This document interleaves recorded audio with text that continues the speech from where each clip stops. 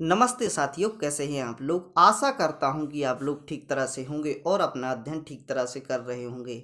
आज की स्टोरी में हम बात करेंगे शक्ति, शांति और अहिंसा की। यह तीनों शब्द किस प्रकार से इनको इंटरकनेक्ट किया जा सकता है। यह तीनों शब्द अपने ही आप में बहुत बड़ी भूमिका रखते हैं।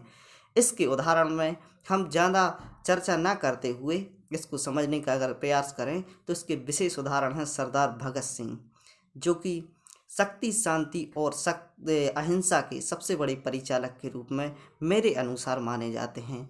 आपके विचार अन्य भी हो सकते हैं। जहाँ अहिंसा की बात होती है वहाँ आप गांधी जी के बारे में चर्चा करते होंगे। ऐसा माना जाता है कि अहिंसा और गांधी जी का बहुत ही बड़ा एक कनेक्शन रहा है। यानी जैसे ही हम नाम लेते हैं तो अहिंसावादी में महात्मा गांधी जी निकल कर आते हैं। आप गूगल पर भी सर्च करेंगे तो वही बात निकल कर आएगी। लेकिन हम इस स्टोरी को आगे बढ़ाते हुए अध्ययन करेंगे। तो सबसे पहले आप बात देखिए कि प्लानिंग हो रही थी किस बात की, कि पार्लियामेंट में हमें बॉम्ब फेंकना है। और सबसे पहले इसकी जो सलाह है वह सरदार भगत सिंह के द्वारा दी गई। और जैसे ही इनके द्वारा कहा जाता है कि अब हम अपनी बातों को रखने के लिए पार्लियामेंट में बम फेंकेंगे, तो चंद्रशेखर आज़ाद द्वारा उठ खड़े होते हैं और उनके द्वारा बोला जाता है कि सब कुछ खत्म, यहाँ से तो क्या हो जाएगा, पूरी समस्या का समाधान यहीं से निकल जाएगा। क्या होता अगर इन्होंने क्या किया कि जैसे ही इन्होंने बॉम्ब फेंका तो क्या बताने के लिए फेंका। देखो, ब्रिटिश गवर्नमेंट क्या कह रही थी। ब्रिटिश गवर्नमेंट का ये मानना था कि इन्होंने आतंकवादी कार्रवाई की है। भारतीय लोगों का ऐसा मानना था कि इन्होंने जो किया है सही किया है, लोग अंग्रेज़ों को समझाने के लिए किया है। लेकिन पक्ष तीसरा था।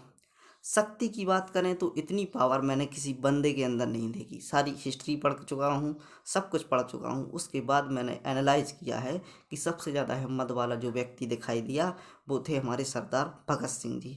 तो इन्होंने इनकी जो सोच है उसको आप समझने का प्रयास कीजिए। जैसे ही यह पार्लियामेंट में जाते और जो कि बड़के भैया जो हुआ करते थे चंद्रशेखर आज़ाद, उनके अनुसार यदि वह प्लानिंग चलती कि जैसे ही वह पार्लियामेंट में बॉम्ब फेंकते तो क्या होता कि सबसे बड़ी जो अथॉरिटी होती हैं, गवर्नर को ले लीजिए, एमपी को ले लीजिए, एमएलए को ले लीजिए, पार्लियामेंट के अंदर उपस्थित होती हैं। और जैसे ही वहाँ पर बॉम्ब फेंके जाते, हालांकि वह क्वांटिटी अधिक होती, एक के अलावा कई भी सारे हो सकते थे।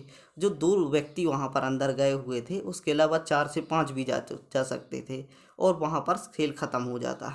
और जैसे ही खेल ख़त्म होता तो यह जनता का समर्थन इनको प्राप्त था ही। और जनता के समर्थन से क्या होता कि हमारे जो बड़के भैया हैं वह पीएम पद के लिए या राष्ट्रपति पद के लिए नियुक्त कर दिए जाते और सारी जनता का समर्थन उनको प्राप्त हो जाता। एक ही समय में तख्ता पलट, सारी शक्ति हमारे पास, अब सरकार भी हमारी, पार्टी भी हमारी, सब कुछ हमारा। तो ये हो गई शक्ति की बात। अब अहिंसा की बात। अहिंसा की बात यहाँ से निकल कर आती है कि हम क्या कर सकते थे और हमने क्या नहीं किया। तो कितनी बड़ी बात है कि हम इतना नॉन वायलेंस के सहारे हम इतना सब कुछ कर सकते थे, लेकिन हमने सहारा लिया अहिंसा का। तो यहाँ से उनके नॉन वायलेंस की बात निकल कर आती है कि हम क्या कर सकते थे, हमने क्या नहीं किया।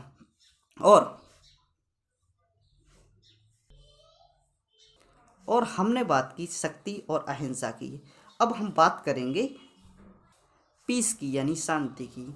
तो वो व्यक्ति इतना देश में अमन चाहता था, इतनी शांति चाहता था कि जो प्रक्रिया यहाँ पर चल रही है, यहाँ के जो संविधान निर्माता हैं, जो अच्छे अच्छे नेता हैं, वह यह चाहते थे कि यह आसानी से अपना कार्य कर सके।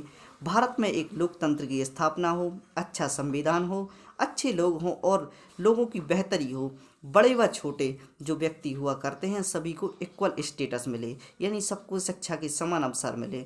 हालांकि कुछ रिजर्वेशन इसीलिए दिए जाते हैं ताकि आपको एक समानता में लाया जा सके। कुछ बिछड़े क्षेत्र होते हैं जैसे कि हम देख सकते हैं एससी, एसटी, ओबीसी, इनके लिए आरक्षण इसीलिए दिए जाते हैं ताकि उनको मुख्य धारा से जोड़ा जा सके। और हम देख सकते हैं कि वर्तमान में जो स्थिति चल रही है, यहाँ के नेताओं के द्वारा बार बार क्या किया जाता है, रिजर्वेशन को आगे बढ़ाया जाता है। साथ ही ऐसे कुकृत्य निकल कर आते हैं, कई नेता ऐसे होते हैं जो कि भ्रष्ट होते हैं, कई बलात्कारी भी निकलते हैं, कई ऐसे घूसखोर निकलते हैं और लाखों रुपए का गमन करके बैठे हुए हैं या अपने पावर्स का